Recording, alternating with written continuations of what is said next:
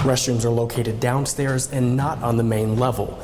And even with the mirror in place to give a look around the corner, staff say they still can't always monitor what's going on down here. Police say locking your doors isn't always enough, especially for owners of older Hondas. Thieves are using hand-shaven keys to start your ignition, and I'm told these keys can be found on the internet. Jim, a candlelight vigil is about to start here at Millennium Park to raise awareness and to take a stand against human trafficking. Selah police tell us it was roughly at this spot off of 823 where Yakima County Prosecutor Jim Haggerty rear-ended another driver in a suspected DUI crash. The East Valley chief says earlier this month a career firefighter was added to the department. It takes a highly skilled worker to put together these steel beams that are right behind me. Pieces of broken door frame lay scattered around this Toppenish backyard.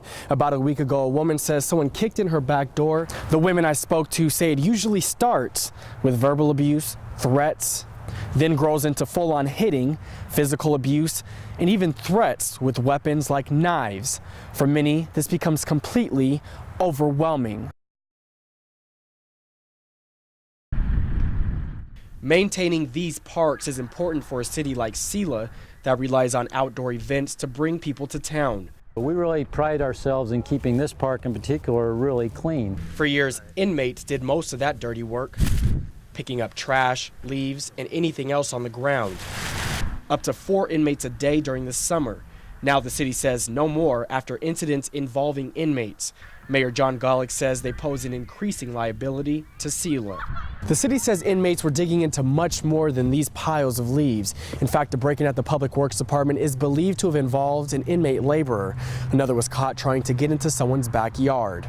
Does this liability come from a lack of supervision on behalf of the city? Not necessarily lack of supervision, but just kind of the whole issue of what it's opened us up to. The mayor says supervision wasn't always tight. Inmates were not supervised by an officer, but by city parks workers instead. Council voted to change course by funding new seasonal jobs for $26,000. Under the inmate work program, the city only paid for pickup and lunches. Selah says the liability is not worth the savings. One mother agrees. I would rather that they hire someone to take care of the parks than to have inmates come into Selah and be a danger to our community. With spring approaching, the city says it's looking to hire the first of 2 workers for the cleanup this month. Michael Spears, Action News.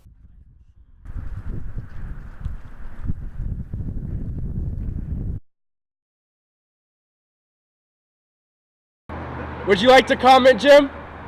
Roughly 12 hours after his truck was impounded, Yakima County Prosecutor Jim Haggerty showed up at this Union Gap tow yard to pick up his impounded truck. The night before, he had been taken to the Yakima County Jail on a suspected DUI charge. Troopers say he rear-ended another car in Selah. The other driver wasn't hurt, but you could see the damage to the front end of Haggerty's truck. Despite multiple attempts to multiple agencies, no one was willing to release his blood alcohol level at the time of arrest. We do know this: he was not required to go to detox, which is required of anyone with a BAC at 0.25 or higher.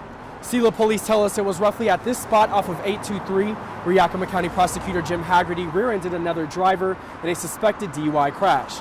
We learned later on he wasn't actually booked into county jail, just given the breathalyzer in their Sally Port. That's the area where law enforcement pulls into the jail. WSP says from there, Haggerty was released. If you're wondering if this was special treatment because of his position, KIMA learned it's up to the State Patrol's discretion on who is locked up into jail for DUI.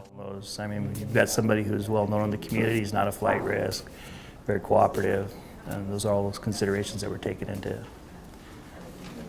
into play on this when the decision was made whether or not we were going to place him into jail or not. Law enforcement says the overall investigation process wasn't any different for Haggerty, but it's not every day multiple media sources are asking for information on a non-injury accident. While the information released may be limited, a defense attorney told KIMA the consequences should be the same. Well, you might lose your job, especially if you need your driver's license for your job.